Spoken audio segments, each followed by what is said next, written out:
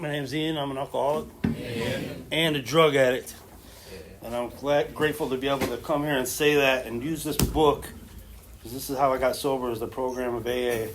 But be able to come in this room and express, I was a junkie, I wasn't just like, things seem like they're going well right now, but, trust me, you'll hear a bunch of qualifiers today. So, and I'm extremely nervous, not necessarily for speaking here, but, man, right before I come here, I get like this worst news of the day.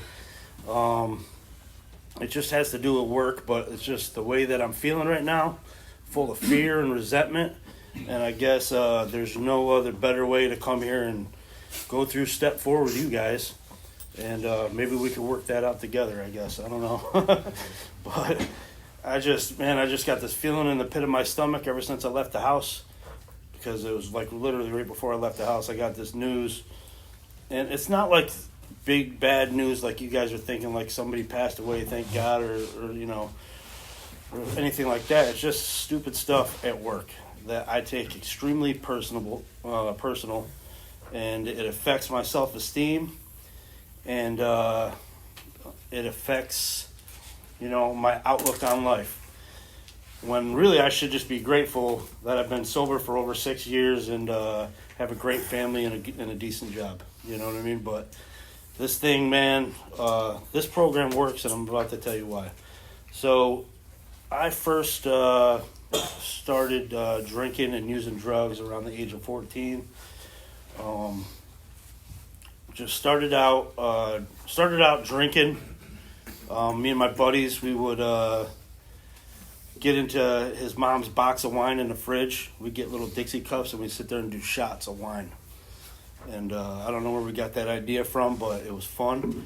And by the end of the night, we were taking turns punching each other in the face. And the next morning, our faces were all beat up, and we're like, that was awesome. That's what I said. But my buddy is like, that fucking sucked. I don't ever want to do that again. But I had a great time, and the reason why is because the feeling of just letting loose like that and the effects produced by alcohol, what it did for me, the feeling that I have right now, it took it away instantly, And I usually had that feeling in the pit of my stomach all the time. You know what I mean? It was just constantly full of fear and resentment.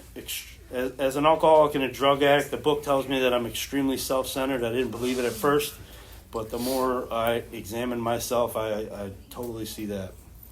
Right? When I was at a young age, I was introduced to this horrible family. Like they're known as, I'll even say their names, they're in a different state. They're Aunt Nancy and Uncle Dave. And they weren't really my aunt and uncle, but that's what my mom said when she was dropping us off to make me feel more comfortable about going there, and just taking all kinds of abuse, from physical to mental to sexual to all, just the worst family you could ever go to. And, that happened at a very young age. And the reason why I'm bringing that up is because it comes up in my 4-step for obvious reasons, serious resentments. And what it says in the 4-step is we try to look at our part of the resentment. And my whole deal was, I was 4, 5, and 6 years old. What the hell part did I play in that shit? And I've come to find out that through the years, maybe not at the time, but after that, I played a huge part in that resentment. There was all kinds of stuff like that. I just started out with the worst thing, you know what I mean? But that went from age 4 to 6, and for the most part, I had a normal life after that. It was like a single mother of 4. My older brother, he was 6 years older than me.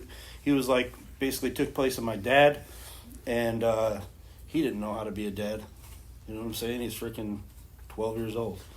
But he basically raised me for 4 or 5 years until he got sick of my mom's drinking and got sick of trying to grow up and be a parent, and he moved out of state.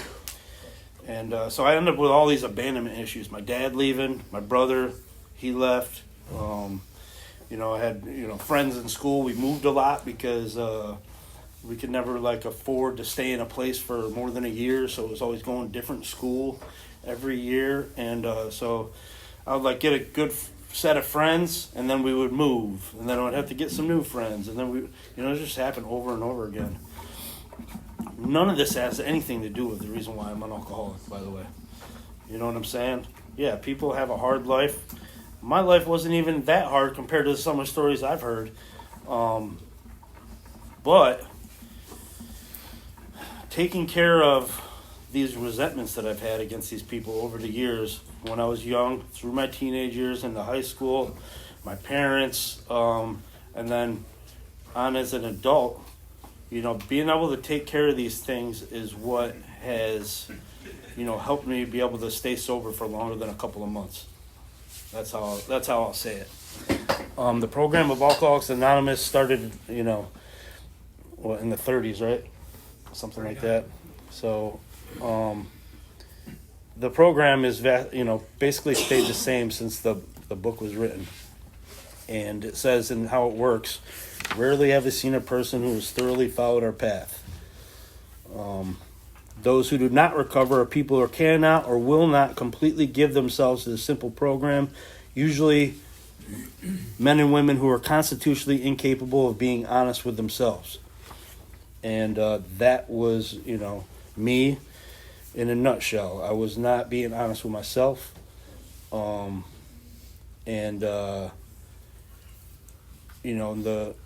always blamed everybody else for my problems. It was that family that my mom dropped me off at. It was my mom for dropping me off there. It was this, it was that, it was the other thing. That's why I am in a full-blown meth lab in the woods at age 33. That's not the case. I'm in the meth lab in the woods at age 33 because I can't get a hold of my life. I can't stay sober, and I'm making my own decisions at that point. My mom and that family is not making these decisions for me. You know what I mean? I had to learn to. Somebody told me to stop using my past as a crutch. You know what I mean? It's not a good look. So, first it was step one, right? I'll tell you the last time I the first time I really did step one, I was 18 years old and I was in my first rehab. It was an 8 to 14 month therapeutic community. First rehab, 8 to 14 months, which actually I did 16 months because I got kicked out a couple months in and had to go to jail, and then they let me back in, and then I started all over. So my first ever rehab, I wasn't even old enough to drink, and they're telling me I can't drink or use drugs ever again. You know what I mean? But listening to the stories of people that come in AA and NA, I was really identifying with them, especially the fact that I lost all control when I would consume alcohol or drugs. Step one was really easy for me at an early age. When I got out of that rehab, I went to a halfway house, and I started going to AA, and I was doing counseling because that's what I had to do. But when I got off probation, I didn't have a sponsor. I wasn't working any kind of a program, and started going to college because life was starting to get good.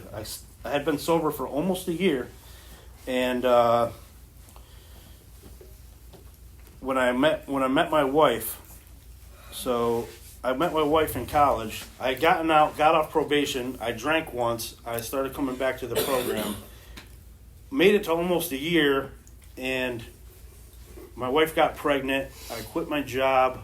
I dropped out of college. I had to start working full-time at a lumber mill. And,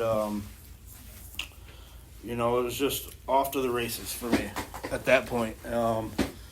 Every time I picked up where I left off, right? So, and I did a lot of hard drugs in my teens, but it just got worse and worse over time, smoking crack and stuff like that.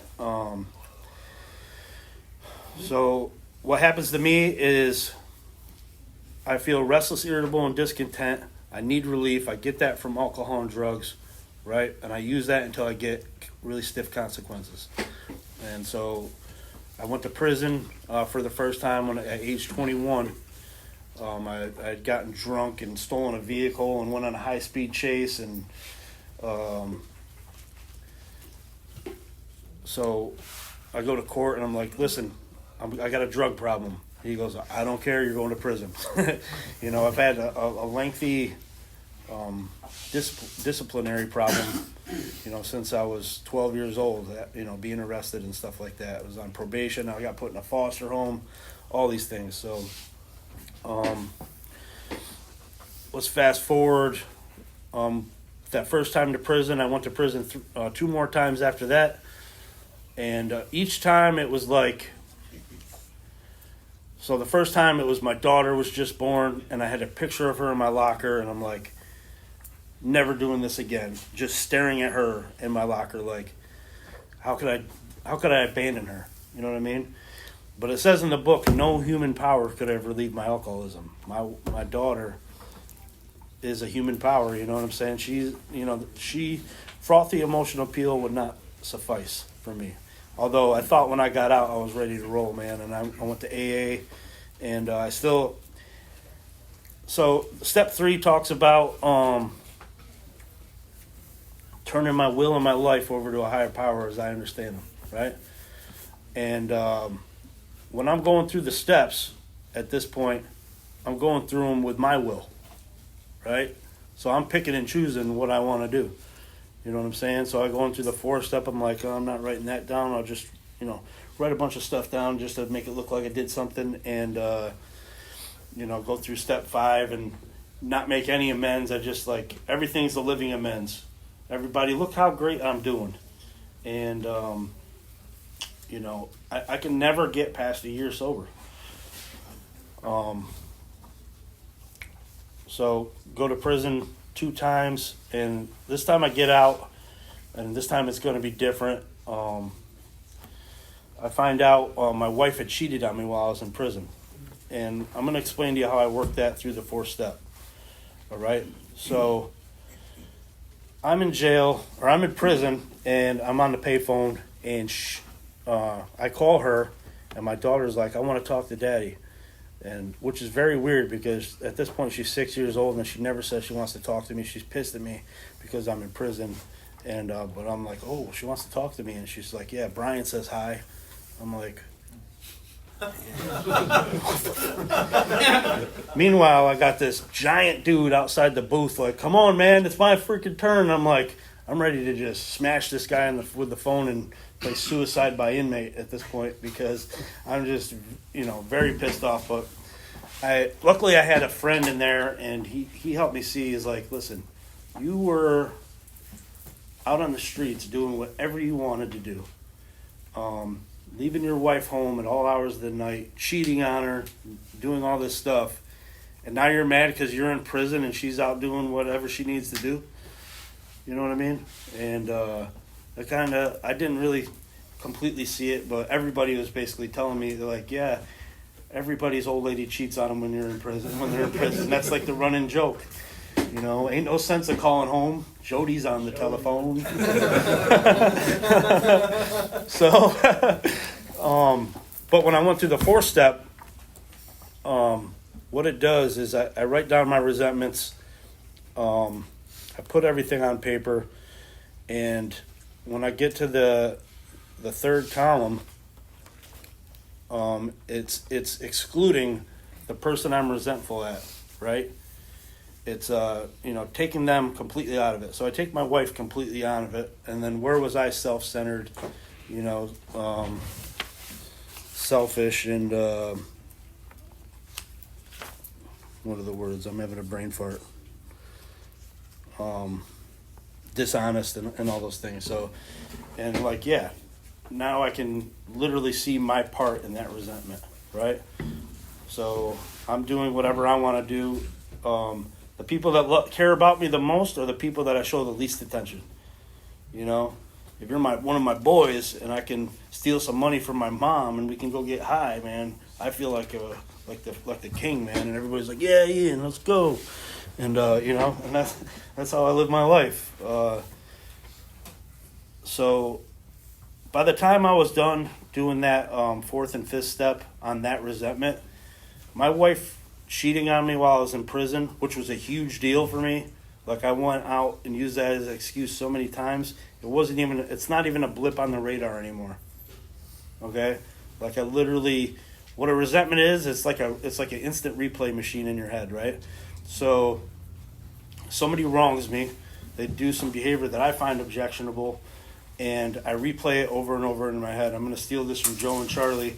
It's like if you watch football and Baker Mayfield throws a pass down the middle and Mike Evans comes through and catches it and gets smashed by two football players, two linebackers just sandwich him. And then the announcer goes, well, let's see that again. And then they show it like zoomed in, slow motion, and now you can really see like the spit's flying out of his mouth. Well, that's what I do with these resentments, man, is that when my wife's name is brought up, I start thinking about that, about her cheating on me while I'm in prison. And I get more and more angry about it, and I'm like, I just say F it, and then I go and do whatever I want. I'm like, there's no even point of trying anymore. I get the F it, you know what I'm saying? So that's just, one example. With the, as far as the example goes for that family, right? So what it tells me to do is to,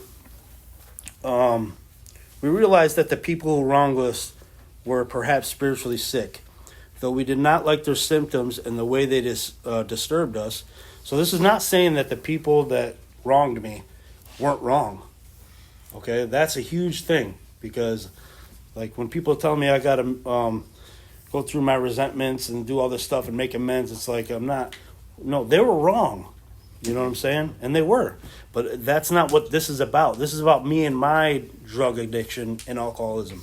Okay? So take what they did out of it. And, like ourselves, we were sick too. We asked God to help us show them the same tolerance and pity and patience that we would cheerfully grant a sick friend. When a person offended, we said to ourselves, this is a sick man. How could I be helpful to him? God save me from being angry. Thy will be done. Now, I will admit, that family that I was talking about, I did not say how could I be helpful to them, but putting what they did aside and treating them as like, man, I wonder what their childhood was like for them to grow up and to be like that. Or maybe they're just evil, extremely spiritually sick, and they just don't know how to live. I don't know. But, take myself out of the picture and just look at the whole situation objectively, and just look at them like they're sick people, man. And that makes it a little bit better. And then what my part in that resentment was is that I used it for years and years and years as an excuse to get loaded. That's it, and I would use it as a tool too. My wife would yell at me when I would get home after spending 3 nights out somewhere else with God knows who, and I'd be like, don't you know what happened to me when I was 4? And, and it worked. And we would both start crying together, and she would forgive me, and, and she was like, I'm so sorry, Ian. And I'm like, and then I would just do it again, you know what I mean? So, that is a major way of which I played a part in that resentment. Okay, so if anybody has anything terrible like that happened to them as a child or anything like that, that's a good example of how you can get through that. So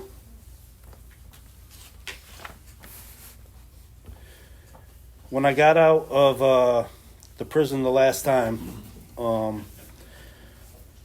I found out that she cheated on me with another guy, and I went out on a bender. I'm like, I'm going to the bar.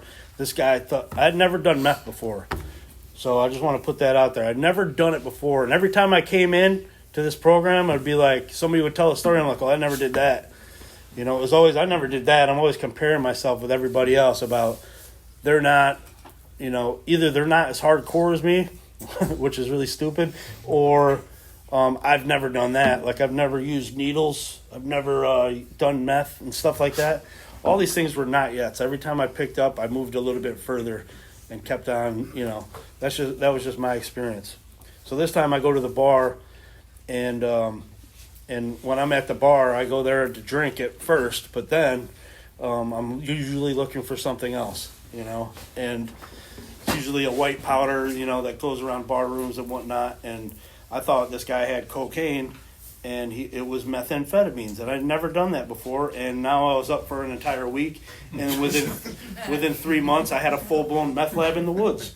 That's just how it works for me. I go out to drink thinking that maybe this will be a good idea.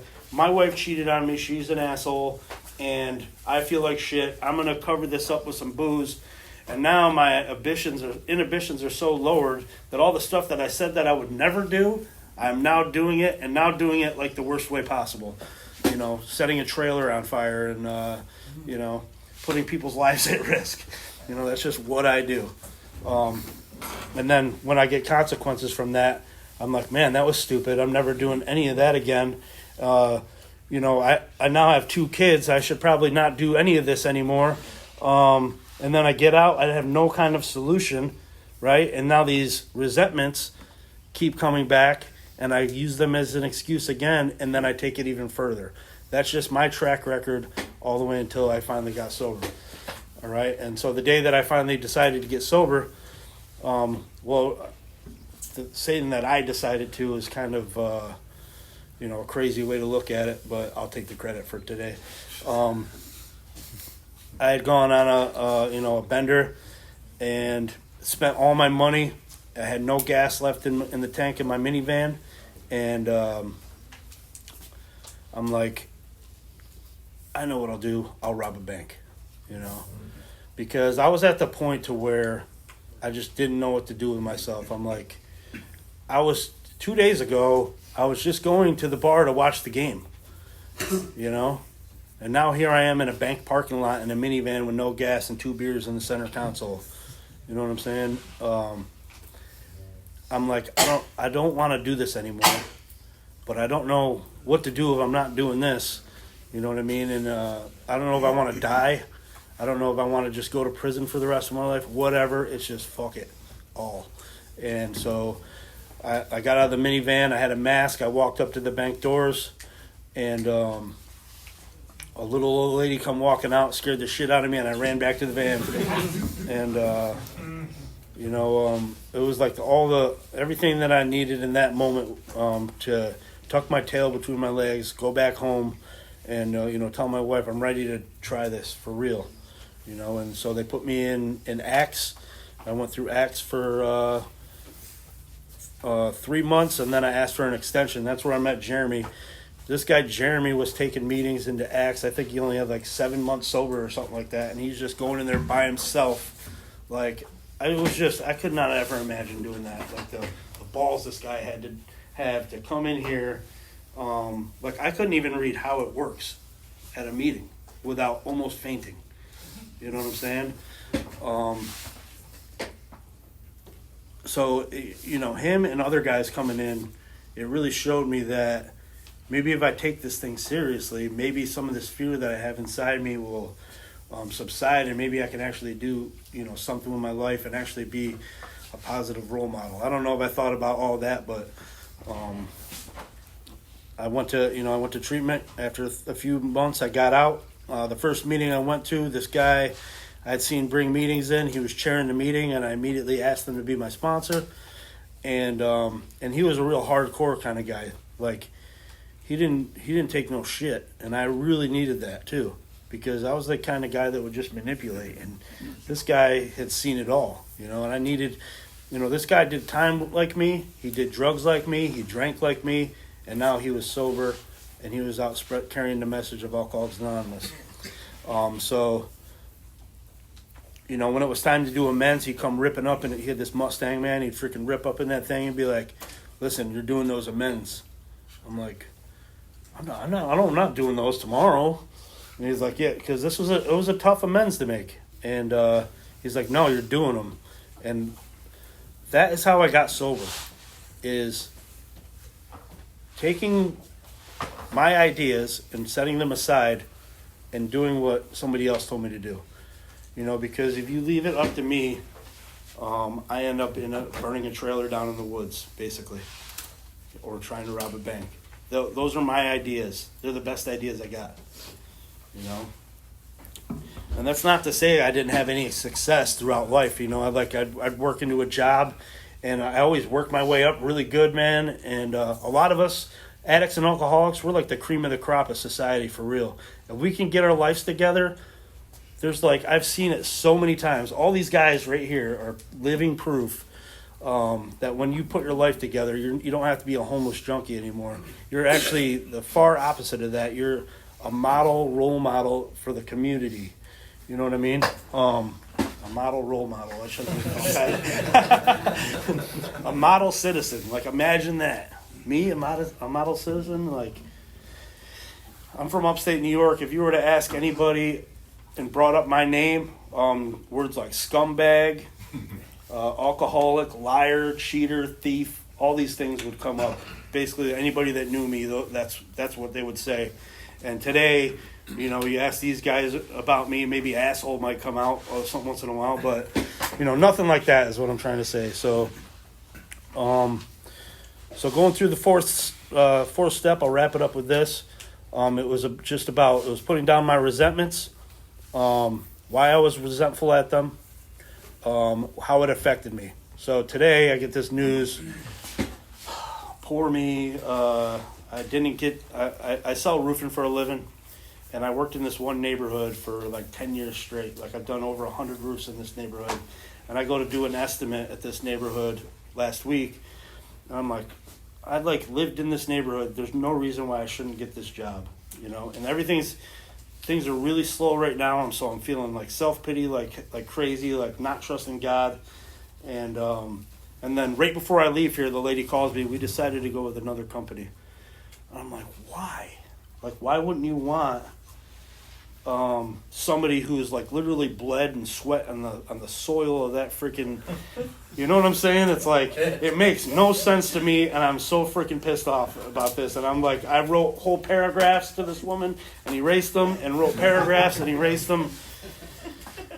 So I'm, you know, I wouldn't really. Well, I guess it's like the seedling of a resentment right now. Where it becomes a resentment is every time, like, I think about this person or think about that neighborhood. If I start like really putting some thought into that and like get into an argument inside my head about it, that's a resentment. Okay, so I'm replaying the situation again and thinking of how they wronged me. So that resentment, it really affected my self-esteem. Like, why didn't she pick me? You know what I'm saying? What did I do wrong? Those are the type of feelings that I have. And then where was I selfish or dishonest? It's really hard for me to find that right now. But if I'm really honest with myself, again, back to the beginning of how it works, those are constitutionally incapable of being honest with themselves. I would just say that I've been doing so good at this sales thing that the past few months I've just been kind of mailing it in. You know, I've been resting on my laurels a little bit. Like, the sales have been coming. I don't have to put in as much effort. And, you know what I mean? So, can I really blame that lady for me not being very successful this month? Probably not. You know, maybe she knows the guy or something. Who knows? You know what I mean? All I know is it's not all about me. My stomach is all tied up in knots. I did not want to come here and do this at all. You know what I mean?